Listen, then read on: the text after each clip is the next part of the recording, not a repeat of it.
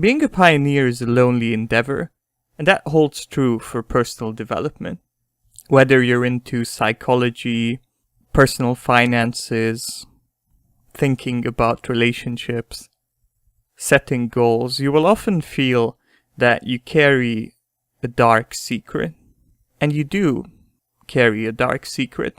Some of the things that we talk about can set the world on fire in a good way. But there are things that will burn, and people know that, and they don't want to hear about it. Even with the internet, this can be a very lonely experience. Of course, it depends on the phase you're in, and it depends on your needs, and like with everything else, you become better, you build skill in finding communities and finding people. But there certainly is a phase where it seems like it's only you when it comes to personal connections. Yes, you have these people on the internet, and it's nice to listen to, but that's not a personal connection. And we all, to different extents, but we all prefer some connection. We want to be surrounded by people who understand us, who inspire us, who are in growth.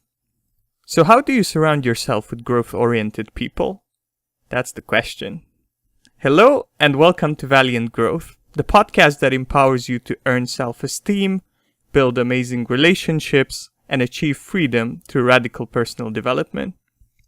Today we will go into some of the most difficult but also some of the most exciting fields and questions. We will talk about finding and maintaining relationships with people who will inspire you, whom you can learn from, and who will support you on your growth journey.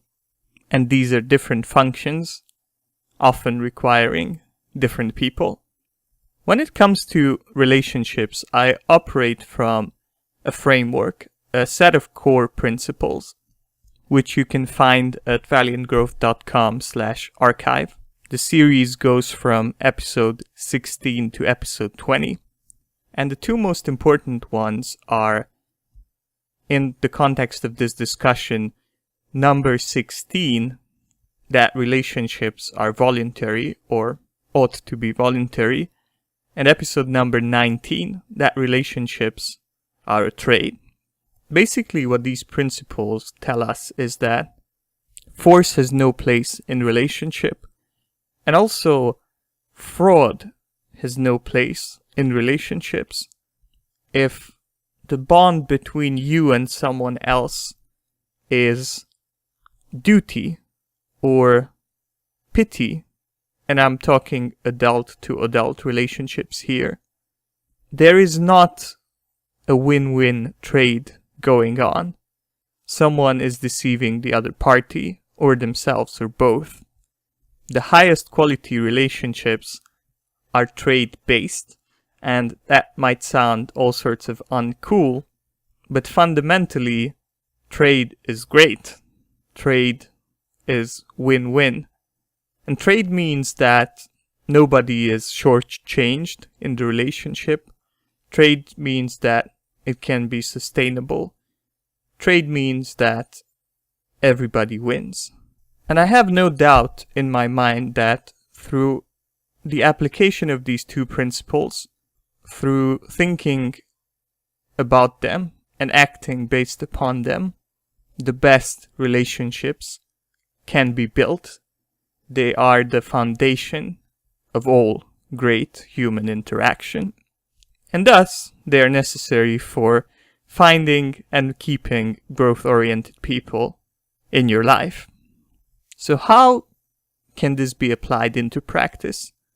Well, first of all, I believe that it's very important to know what you are looking for explicitly. And philosophy will help you a lot with it. You have to have an idea of what is good, what is evil, what is quality, and what is not quality. And I believe, and I do actually have a list, and I believe that it's very useful. I have a list of core values, and I have basically, it varies because I change it from time to time, but something from 10 to 14 virtues. I have the word and I have the definition, and it's a table, and I periodically go over it and try to refine it, add new things, clarify it even further. And my goal is to be able to really have a clear grip of what it means to have quality as a person. And once you define this list, your next step is to become someone like someone who meets the criteria on this list. Once you have the virtues, if you want to get them, if relationships are trade, you must have them to have something to give.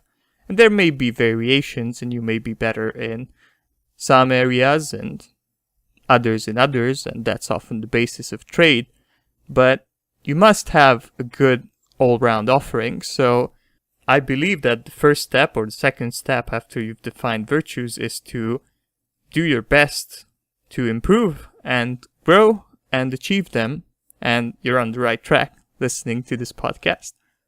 And I've decided to use business language for this episode because it fits pretty well. And if we were thinking of making a company, this would be the mission statement, where you define your virtues, where you define what you're looking for, what you're trying to achieve through your building of relationships, which in the case of building of relationships is who you want to be in contact with and how you want that contact to look like. And then working on your personal development is the product development phase. And there's a first phase when you launch a company, but any good entrepreneur will tell you that it's an ongoing thing. If you don't innovate, the market will outpace you. And if you don't grow, growth-oriented people will outpace you. That might sound a little bit scary, but given that growth is so enjoyable, once the perhaps rough early phase is over, that's actually pretty great. You can combine something fun with achieving your goals when it comes to relationships. Now let's move on to marketing. Let's move on to branding in specific. You are essentially a product in this trade. Again, that might not sound great, but we're all consumers and we consume relationships and we look for certain kinds of people. And just like you would want to communicate the advantages and the best aspects of a product to your potential market, you would also like to send out signals, send out information about yourself to the world. It's okay to be self-contained and independent and keep to yourself, but if you want to build relationships, people must be aware of your growth process. And I'm not saying be dishonest or be bragging or anything like that, but it's important that people, when they discover you, which is the next phase, when they discover you, when they reach you, when they see you, they can hook onto something, they can see the message, they can see who you are and why you're worth having in a relationship. And of course you want to tailor it to your market. You want to attract the right kind of people and, dare I say, repel the wrong kind of people. And the more you define yourself, the better that will go. I suggest having some kind of public-facing information out there on the internet that will attract the people that you're looking for. There are many ways of doing this. One of them is Facebook, but I want to be timeless. So however you can reach people, however people can find out information about you whenever you're listening to this podcast and wherever you're listening to it, find a way in which people can read about your values or consume your values or hear about them, whether it's a Facebook page, whether it's a dating profile, whether it's a book, whether it's an interview, whether it's a YouTube channel, whether it's a podcast. Guess what I'm doing here right now? You must have some kind of concise set of information that people can find about you. And you can keep it secret, you can keep it kind of hidden, but something that you can give to the right people and they can look at it and they can say, this person interests me. And some very practical things that you can do in this field, and some of the things that I've seen and I use as well, is from, let's start with the simplest one. Having a list of books on Facebook or Goodreads is pretty cool. That's a good beginning. I really like to go to people's About page or find them on Goodreads and see what they read. That can tell you a lot about the person. In fact, I have a friend, more specifically an ally, more about that in future episodes, but I have a contact that I spend good time with, and I've discovered her I've discovered her through a group, but I decided to contact her because she was just reading the most amazing books. It was books that I've read as well, and also philosophy and things that I didn't read, and it looked fascinating. I said, I gotta reach out to this person, and I did, and now we have a nice relationship going. But had she not had that About Me section on Facebook going for her, it would have been harder. And you can get more creative.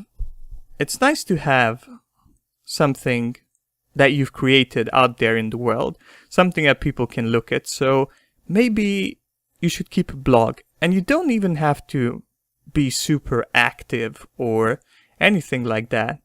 I've seen blogs where you have 3 articles, but those 3 articles tell you so much about the person, or at least tell you that there might be an affinity here, that it's enough. Or a few YouTube videos, or a few podcast episodes. And it can be other art. Maybe you paint, maybe that expresses it. Maybe you create sculptures, maybe you create music, maybe you create comics, whatever it is. Put yourself out into the world. Put your values out into the world so that the people who are looking for a quality person can see it.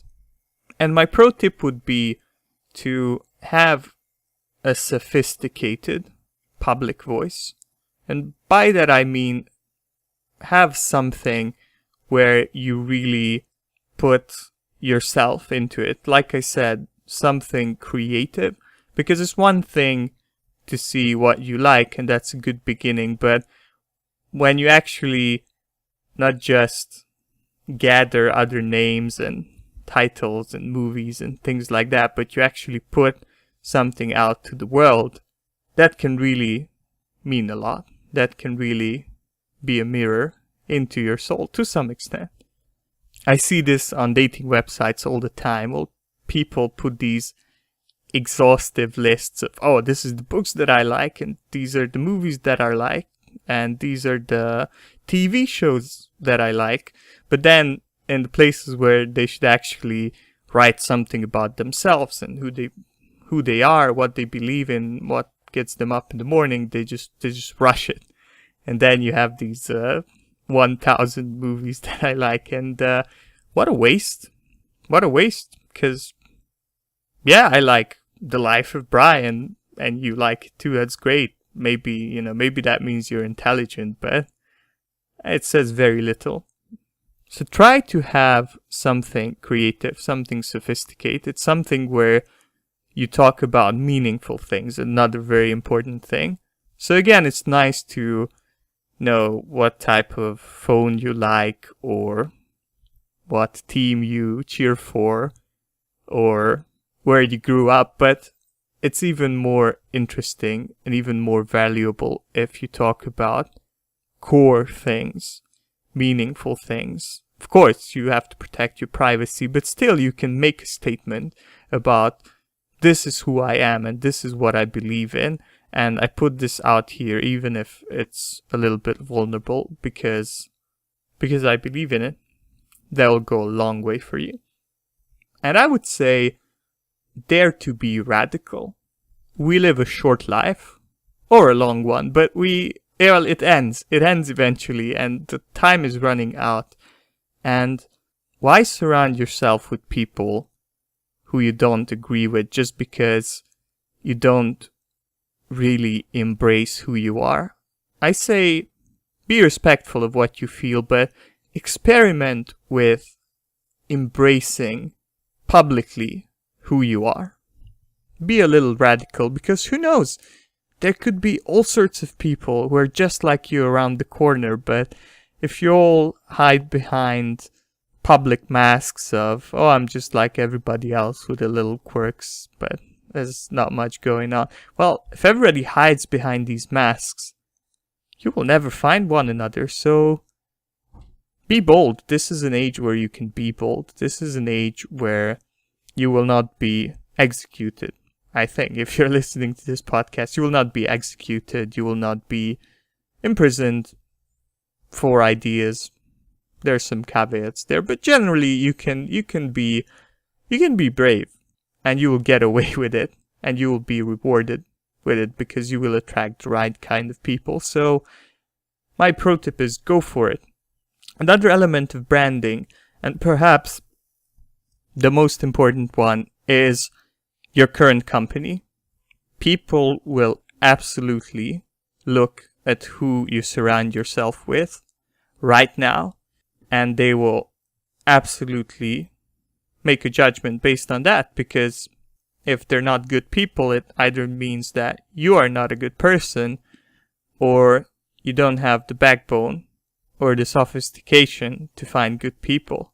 So consider your entourage some of the truest branding elements there are out there. You will not be able to slot in radically different people than who you're surrounded by right now into your company. It's very unlikely to happen, because why would they take the risk? You wouldn't take the risk in the same situation as well. So you might say, how do I go forward? My company is mostly people that are not growth oriented. That's possible. That's a phase of personal development. That's normal. There are two ways here. There are two approaches. One is easier. Actually, they're both easy and difficult in their own ways. But I would say one approach is gradually improving your company, cutting ties with people who refuse to grow, who refuse to care, who refuse to be interested in things that matter, and gradually getting better and better. Or you can go very radical and just cut, reset, and go from there. I personally did that, but that is such personal and such a difficult thing to go through that I cannot give any kind of authoritative advice. I also suggest absolutely being in therapy if you ever attempt that. But you have to see what strategy you develop. It's up to you. But don't forget that the people around you represent you in more ways perhaps than you think. Next, another marketing element is channeled. So you have developed the brand, you have improved yourself to the point where you can attract people that you admire, but how do you get the message out? And this is so unique to your situation that it's something that you will have to think about. But consider, okay, I'm doing all this work, but is it visible in any way? Can people find me? And how can they find me? How can they find that podcast or that book or that drawing or whatever that I produce that represents me, that description, that whatever? How can they find it? And one way is communities, and the online version of that is Facebook groups. Try to feel around what's going on Facebook. Try to find people who you agree with, at least on some issues, at least on some questions, at least you share some interests.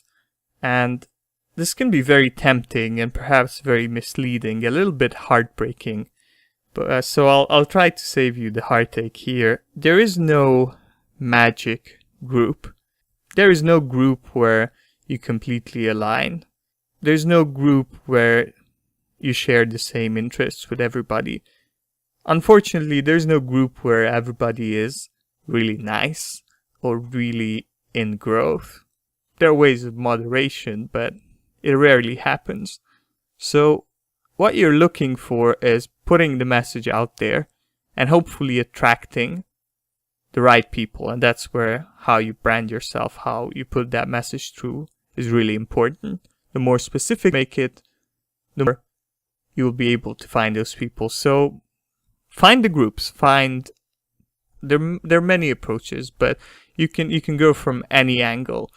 Find the psychology groups, find the personal development groups, find the political groups perhaps, and put the message out there and see who bites, and also look for other people's messages.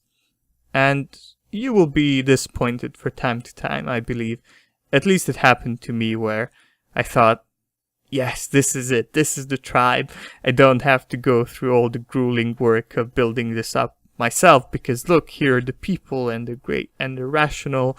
And then you grow and you evolve and you change your perspectives perhaps, and you'll see that it's never perfect. It cannot be perfect. We're in flux. Some ideas, some groups, some set of approaches can only serve us for so long. There are core ideas that once we discover, we are unlikely to shed. I believe in that. But there are nuances and variations and focus points that shift a lot. And it shifts with age, it shifts with interests. So I wish you the best, and perhaps you find an excellent group where you don't have to do so much hard work. But be prepared for a little bit of heartbreak. Be a little bit aloof, I would say, even if it's so tempting to get lost in the, yeah, I found my people. That's probably not gonna happen. So use it wisely. Get into communities, get into groups, and find the people whom you can develop relationships with, and also put yourself out there. Be active, engage, very important. Don't just lurk. If you want to meet people through groups, be it physical, online, put yourself out there. Be active. Share the things that you care about. Talk about what you're going through. Put yourself out there. Very important, so that people can find you. It's really that simple. If you think of a product, if you produce the greatest advertisement, but it stays in your shelf or in your desk, in your drawer, nobody will ever find it, right? And that's the same thing. The same thing is true about you, and all the great things that you can offer to the world, and all the great things you can offer to someone in a relationship. You must get the message across, and you do that by being active. Very important. The next bit I would call the sales bit. Once you see the people who you think are compatible, initiate the connections and conversations, and be receptive when other people do it. When they found your message, when they find your message and they engage with you, initiate, test, see what works. Not everybody's going to work out. You're also not going to work out for everybody. There are different phases, different interests, but initiate, engage. Again, if you look at typical sales advice, one of the most basic entry level but so important things is, like, for instance, if you're doing telemarketing, calling up people. Nobody likes that, but it works sometimes, and you have to engage. There's an expected failure rate in these situations in sales. It's expected that you will be rejected a lot of times, depending on the context, but not everybody will pick up the phone, not everybody will want to talk to you, not everybody will buy from you, not everybody will listen to this podcast to the end, not everybody will click through your website, not everybody will buy the product in the shop that you recommend. It's normal. There's a rate of expected return, and that's it. You just keep trying, keep engaging. I think, at least personally, I always get a lot of benefit in trying to meet people in real life. That just makes things so much more real. There are so many messages that we can get that are not verbal, and it's just more focused than just chatting with someone on the internet. So engage. It's that simple. Engage, try to meet people, and work it until you find the people. The next phase is what is called customer relationship management. So the people that you're in a relationship with are a customer of your relationship services, of your support skills, of your entertainment skills, of your teaching skills, everything that comes with you. They're a customer, and you're a customer of theirs. And every business knows that it's important to maintain good relationships with customers. And it's important not to push things that don't work. So there's a reverse loop going on here where a good relationship will be pleasurable to maintain. You won't have to force yourself. And if it's not pleasurable, that's an important warning sign. It could be that you're triggered by something. It could be that there's a different issue, but be on the lookout. Wherever it goes, it's going to be useful for you if you don't feel comfortable in a relationship. But if you do, you still have to put in some effort.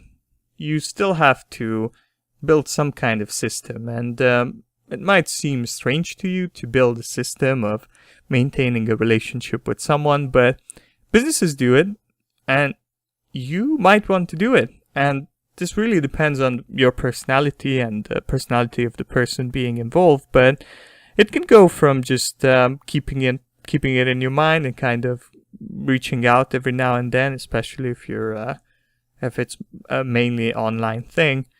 And it can go all the way to scheduling and having regular meetings. And one thing that people do is masterminds. And you might be familiar with the term, but if you're not, very simply, it's a group of people who meet regularly to provide some kind of support for each other. And the most popular one is business masterminds.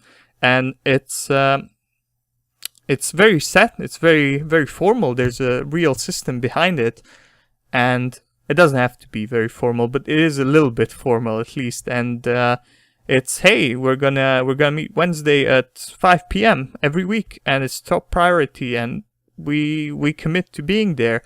And you can bet that relationship will be maintained. That business or emotional, whatever mastermind it is, self-knowledge, whatever, there are many interesting variations, but you will know that will be maintained because everybody made a commitment. And it's important to focus on that. If it feels natural, you can have a goal like this, and I've seen it in many goal books, from good to bad. Goals like, hey, I'm gonna talk to my wife. That's the most typical one. People don't seem to be talking to their wives for whatever reasons. But yeah, you can say, hey, it is my goal to talk to X that I like, but perhaps I'm not a natural in maintaining relationships, so I'm going to set it as a goal, and I'm going to actively focus on it, and I'm going to actively reach out, and I will make it a thing. I will make it a thing where I maintain this relationship with them and with others until it becomes a skill, and until it becomes natural. I will have it set as a goal. Hey, talk to Philip 4 times a week. What a nice goal. Thank you. Thank you for the privilege. Or you can do spur of the moment. It really depends on where you are and what works for you. But think of maintaining the relationship. This is actually contacting and spending quality time, but it can be other things as well. I don't put a lot of focus on these things, but perhaps it's important, perhaps I'm wrong. But it can be things like remember birthdays, remember anniversaries, reach out after something important happens. They're all customer relationship management, and there's nothing wrong in bringing that philosophy into your personal relationship. But also, if something doesn't feel right, if something doesn't feel good, be assertive. And that's also relationship management. Be assertive and encourage the other person to be assertive too. Not aggressive, but assertive of needs. Unexpressed needs can sink relationships. So it's very important to, if something feels good or bad, try to express it as much as possible. Try to be vulnerable and go for it, and try to create an environment where the other person can express it too. It's important to play with open cards while being respectful, of course.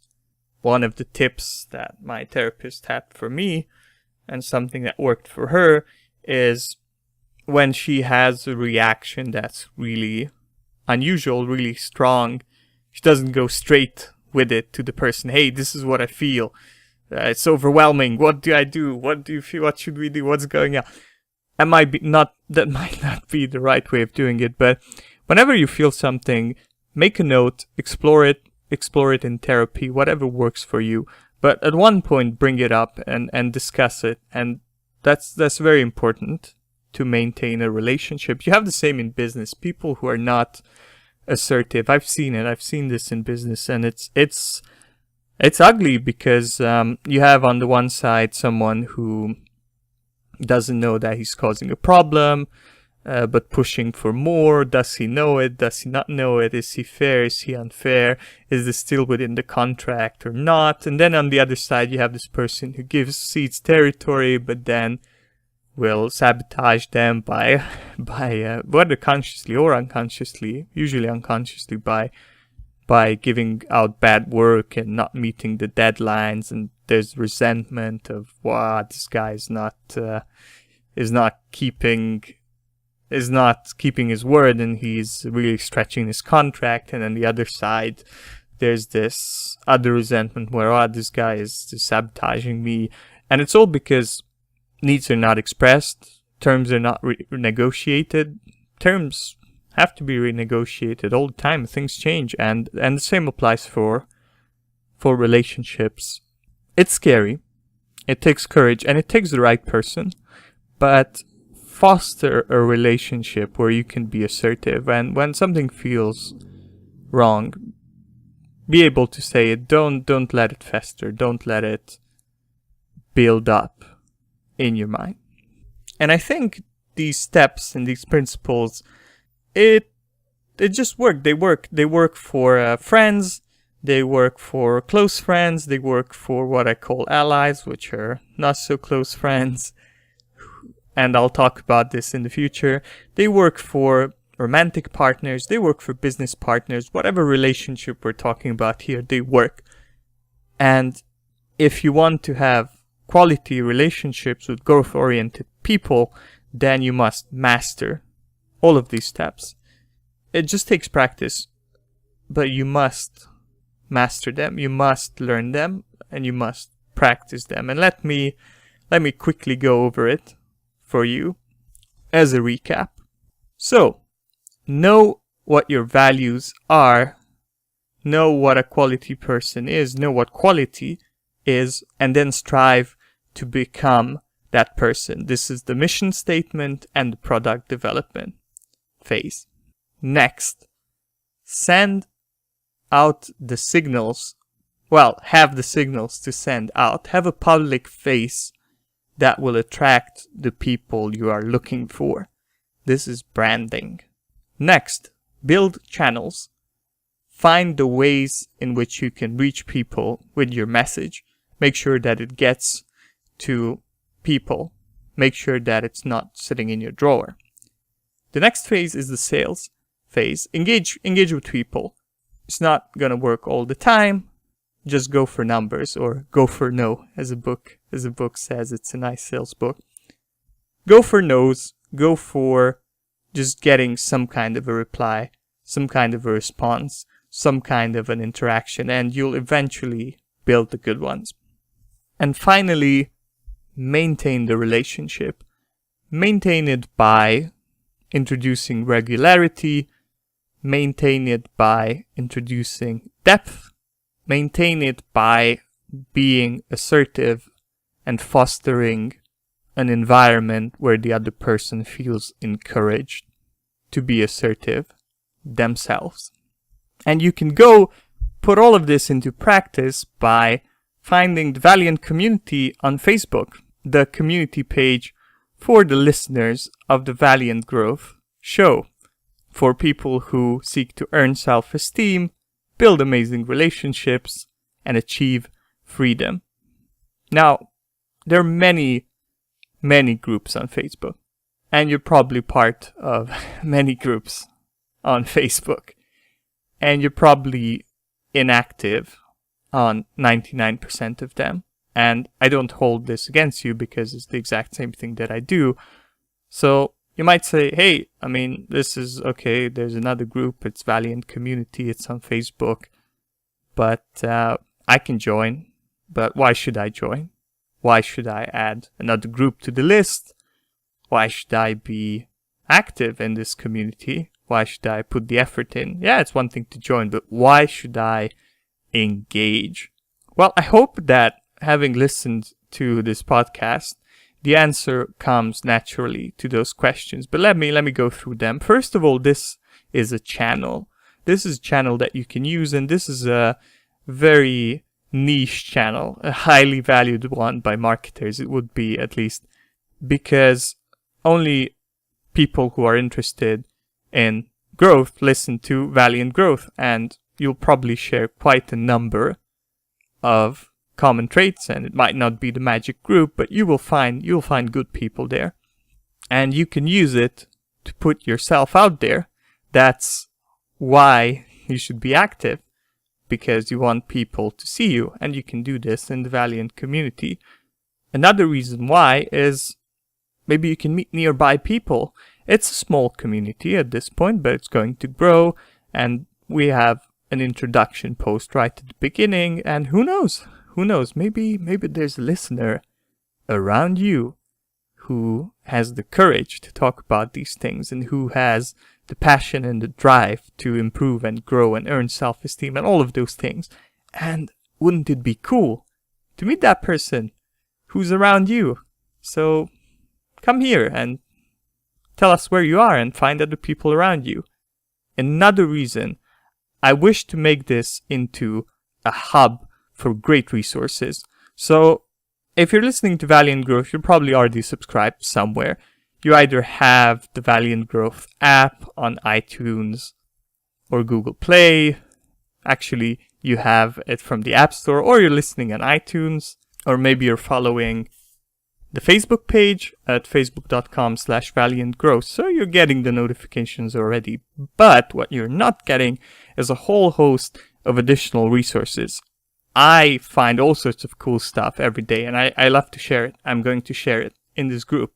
And guess what? I hope you and everybody else in this group will be sharing these resources too. Once this picks up, and you can help pick this up, you'll be finding all sorts of cool stuff. The best books, the best podcasts, the best YouTube videos, things that perhaps you are interested in, and I'm not, but other listeners will be. So I want to make this into the greatest personal development hub on the internet. No, I'm not overselling it. This is really my goal. I want to make this place amazing, and this is why you should join. Another benefit is getting support for your problems. It's often very hard to be on this path, and you face challenges. Wouldn't it be nice to talk to people who are facing the same, or have already gone through it and know what to do, and can be there for you, can give you the tips, but perhaps even more importantly, can give you the empathy, and can validate your experience so that you know that what you feel is real, it's not your imagination. And you can simply also start discussions. Hey, you have some cool thing going on in your mind, some cool ideas, some cool concept, a new application of a core principle to something exciting, to some new and fertile ground, some kind of exciting combination. You can share it, and you can have people contribute, and you will find that often crowds do have wisdom, and amazing things can come out of interaction. All of this on the Valiant community. So please request to join, and I or someone else will look at you, or will look at your persona, your message, and will approve you accordingly. And finally, it is my job to build a framework for this community, to have some kind of rituals, some kind of things that repeat, that engage you and get you thinking. But I need your help. I'll just say it as a final reason. I need your help. I'd like to make it into something really cool, but I'm already putting out everything that I have into public domain with these podcasts, and I'm doing my best, but it's all about the interaction with communities, and it's all about many people contributing. So I like to make this great, and I like to ask for your help in making this the best, richest personal development hub on the internet. Also, you might consider liking the Facebook page. Can you guess why? You already get the notifications, but why would you like the Facebook page at facebook.com/valiantgrowth? Well, can you guess it? It's branding. It's branding for you. I do this all the time, and I reckon other people do too, but I look at likes, and guess what? People will look at your likes on Facebook, and assuming that you don't have 10,000 of them and you're not a spam bot from the Philippines, people will see that you like Valiant Growth, and the people who know what it is, A, you want to attract them, and B, it's great branding. It can be a conversation starter. So yeah, I invite you to do that too. Finally, if you want to engage with me, send me an email to valiantgrowth@gmail.com. I get emails every now and then, and it's really fun to read. And I get people telling me about what they like about the show and what they think and what they dislike and how they listen to it. And it's so much fun to read and reply to these emails. And I'm in a phase where I can actually do that. And I see it from bigger podcasters that you send them an email and it just gets lost. Or I've seen some really cool people, I'm not going to name them, but I've seen these cool people where they just switch it on, and I've sent an email and I get a response in 2 weeks, and they also reply to everything on Facebook, and it's a really cool and efficient way when you're probably overwhelmed. But currently I'm not overwhelmed, so you can contact me while I am available, and actually also feel free to send in questions and comments. I'd like to do a listener mailbag episode and perhaps more.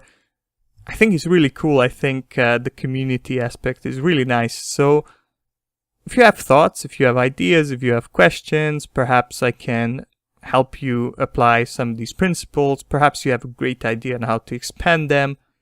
Send me an email to valiantgrowth@gmail.com. I really wish you the best in your quest of building amazing relationships.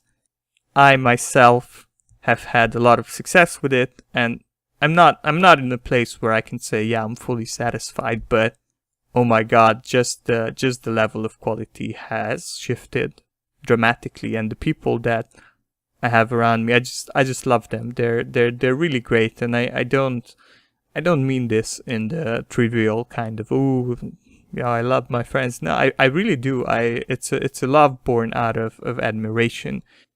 And it came through the things that I talk about in this episode. I'm not a natural connection maker like perhaps other people are. But I thought about it, I applied myself to it, and it's great, and I hope to expand it, and it will work. It will work. You follow these steps and you will have great success, and send me an email when you do. Thank you for listening to the Valiant Growth podcast, and I dare you to flourish today.